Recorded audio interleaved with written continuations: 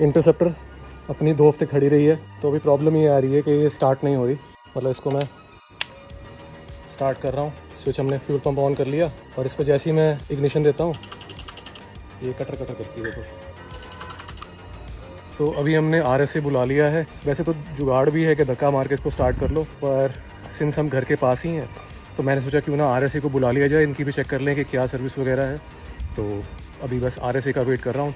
तो ये भैया आ गए हैं, इन्होंने अभी चेक वेक सारा कुछ कर लिया है। यहाँ पे फ्यूजेस चेक कर लिए, बैटरी की वोल्टेज चेक कर ली। करने के बाद अब फाइनली डिसाइड कर रहे हैं इसको जंप स्टार्ट करनी पड़ेगी भैया। तो ये उतार यहाँ से बैटरी पे, लाल वाली और एक काली वाली। ठीक है जी, ऑन है गाड़ी, स्टार्ट।